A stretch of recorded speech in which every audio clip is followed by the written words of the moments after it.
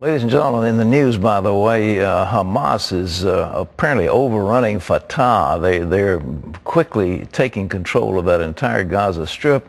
And from there, that so-called Palestinian Authority is going to begin to unravel. It's a serious war going on, bloodthirsty war. Well, our next guest is a former Palestinian terrorist. He's now a born-again Christian. He's written a fascinating new book that is entitled, quote, Why We Want to Kill You. Will you please welcome back to the 700 Club, Walid Shoebat. It's good to have you back with us. See you again, Pat. Thank you. Thank you. It's a wonderful book. I congratulate you on it. Why We Want to Kill You. You know, the Western commentators say, well, these people are poor. They're brought up in substandard conditions, and they envy the West, and they're angry because of the Western affluence, and therefore they want to protest. Is that why they blow themselves up? If the reason for suicide bombing is poverty and lack of hopelessness, why would you never find in the Palestinian areas Christians who commit suicide bombing? The argument could be is, wait a minute, Christians are not accustomed to suicide bombing. Well, you have the second largest terror organization after the PLO is the PFLP, Popular Front to Liberate Palestine, which is ran by a Christian terrorist by the name of George Habash. Yeah. Now, George Habash, his organization, whenever they need a suicide bomber, or they would use a Muslim, always, 100% of the time. The Hindus don't have suicide bombers, and the Buddhists don't have suicide bombers. That's a very good point. At a university speech, one professor objected to my speech. He said, the reason for terrorism is poverty. So I asked in the audience, do we have anybody from India? And one student said, I am from India. I said, do you guys blow yourselves up as a result of poverty in India?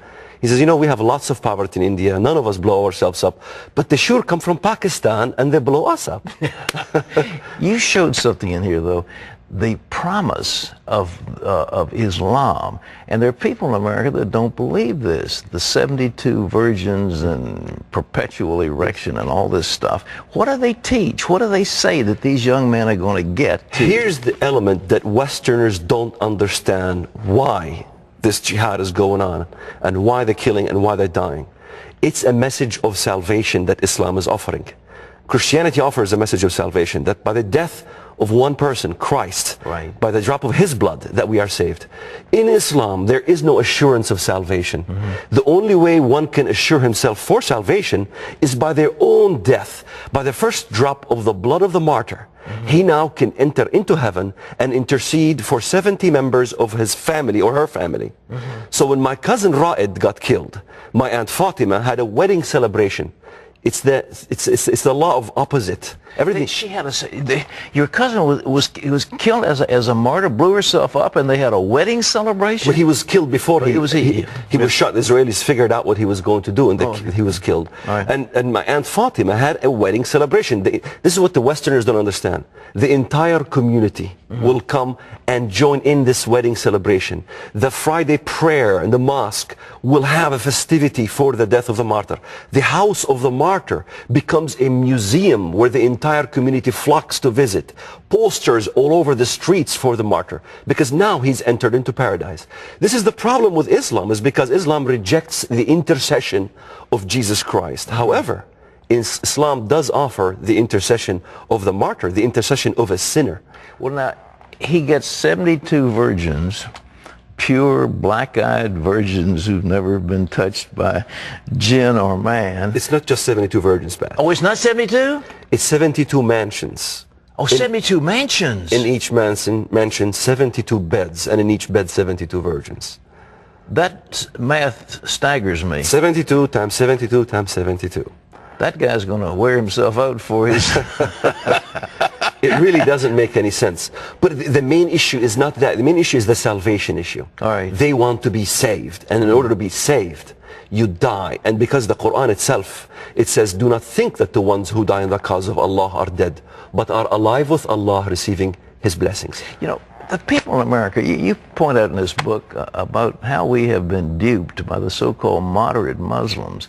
This is fundamental teaching of the Quran and of the Islamic world, isn't it? You're not talking about some aberrant group. Absolutely. I mean, Ja'far al-Tayyar, at the time of Muhammad, okay, relative of the Prophet Muhammad, died in his suicide act as he attacked the enemy. And he had wings, they call him the Flying Ja'far. So suicide missions was in the time of Muhammad, the Prophet of Islam. The Americans are being duped with this moderate Islam. There are liberal Muslims who don't care about fundamental view of Islam. But however, by far, the fundamentalist view of Islam, Islamic as a religion, has always been taught to us as jihad. Because when you read in the Bible about Antichrist, let's say, he honors a god of war. He honors a god of fortresses. That's right. In Islam, Allah, is a god of war. He doesn't honor the desire of women. In Islam, they don't honor the desire of women either. So it's a very antichrist system. Attempts to change times and laws in the Bible regarding the antichrist system. And if you look at Islam, what do they want to do? Change the laws of the world. Sure. So all this interpretation that we had in the West about, what is this about changing the laws? They think it's the cosmos or this. No, it's simply what it says. You pointed out that Allah in the Quran, am I correct in this, is actually a deceiver, that he has the attributes of Satan himself? Well, the 99 names of Allah are very well known in Islam. Yeah. Some of these names, if you look at them, one of the names of Allah in the Quran is Al-Mutakabbir, which means the most proud one. When I read the Bible as a Muslim, and I saw the most proud one in the Bible was Satan, or Al-Mumit, the one who causes death. Exactly. Well, I'm just writing a book. I've just finished one on humility, and the truth is the root sin of the world is pride. I will exalt myself upon the throne of God. And that's the problems where Muslims cannot see the truth from the Bible. But the one that they say is Allah is the most proud one? The most. When we say Al-Mutakabbir, it's the L, like the Elohim. Al is the most proud one. So the most proud one is Allah. But that's really Satan. Exactly. And it's worse than that, because he's the one who causes death, Al-Mumit, Al-Makir, the great deceiver. Yes. This is the names of Allah in the Quran. So they really believe the great deceiver? Yes. I mean, in America, we don't hear this. Yes, in the Quran it says وَيَمْكُرُونَ وَيَمْكُرُ اللَّهُ وَاللَّهُ خَيْرُ الْمَاكِرِينَ. Allah is the greatest of all deceivers. So it is okay, that's why Islam has deception in war. That's why Islam offers hudna, or a peace treaty, to non-Muslims up to 10 years, but they must break the peace treaty somewhere. Well, the hudna was Oslo. In other words... you Americans called it the Oslo Peace Accord. We called it the Oslo Hudna Accord. So a hudna is a treaty. It's actually not a peace treaty. It's a ceasefire. In Islam, we're allowed to have a ceasefire for two reasons. Reason number one, to gain concessions. Yes. Reason number two, to deceive the enemy and destroy them in the end. What about the Bush administration, Condoleezza Rice? Bush comes out and says this is a religion of peace. Condoleezza Rice has a celebration at the end of Ramadan and honors these people on account of this great religion. Well, are they deceived? It's a deception. I mean, CARE, Council of American Islamic Relations, they say we condemn terrorism. We condemn terrorism. Well, what we need to do as Americans is to say, wait a minute, condemning a terrorism is not a verb, it's an act. How are you condemning terrorism by act? If you look at all the Islamic organizations, the American Muslim Council, all of them, by far, if you look at the demonstrations, what do they say? Khaybar, Khaybar, ya Yahud, Jaysh Muhammad, sawfa ya'ud. I know the Arabic. Khaybar is where the Jews were destroyed in Saudi Arabia by the Prophet Muhammad. And they're chanting in the demonstrations saying, don't forget, Jews, what Muhammad, the Prophet of Islam, did to you in Saudi Arabia, in Khaybar, in Medina. If you were going to stop Islam, what would you do? We have to understand, this Islamic movement is a cancer. Yes. It is a cancer not only that will destroy itself, but it will also destroy us in the process. We must isolate the cancer and have it destroy itself. We have to get out of oil, because that's the only reason why we're so much involved in the Middle East, because of the oil interest. If we get out of oil, because oil is the wine that is causing the intoxication of the nations, and we're selling out on Israel, we're selling out on Christians for the reason of this oil. So if we can get off oil, get into alternate source of energy, I think both Republicans and Democrats should be happy. Both liberals and conservatives should be happy. Then we can isolate the Middle East and get rid of the problem. So I think isolating it and then crushing a major terror organization, because what we're doing in the West is we're building the confidence of Islamists. We're forcing Israel to pull out of Gaza. Yeah. So we're supporting regimes that is not pro-America at all. And so building the confidence is what we have done in the past. Even in Afghanistan, we aided the Mujahideen against the communists. That was, in a way, a mistake. The CIA funded the Mujahideen. That's right. Yeah. And when they defeated Russia, guess what? Now they can defeat America. And Israel wanted to destroy Hamas, Hezbollah and Hamas. What did we say? Israel must pull out of Lebanon.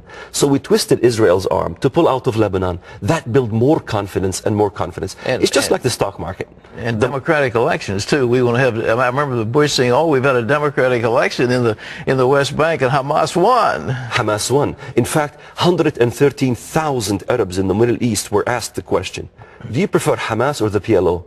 Pat, 73.2% chose Hamas over the PLO. What this is saying, I mean, this is a survey done by Al Arabiya Network, an Arab institution. Yeah. 113,000 Muslims chose radical Islam. And that's not just in the Palestinian areas.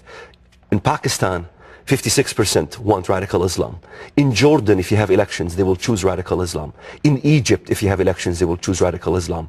In Iraq, if you have elections. We're seeing this over and over again, the rise of Islam. We see a civil war happening now in the Palestinian areas, in which Hamas will be victorious. I've been saying this since 1993. Yeah. I said Lebanon will turn Muslim fundamentalist. Palestine that we're creating, a state is not a state, it's a state of psychosis that will end up in an Islamic fundamentalist. I said Turkey will end up electing Muslim fundamentalist organization. We have the AKP, the Refah party.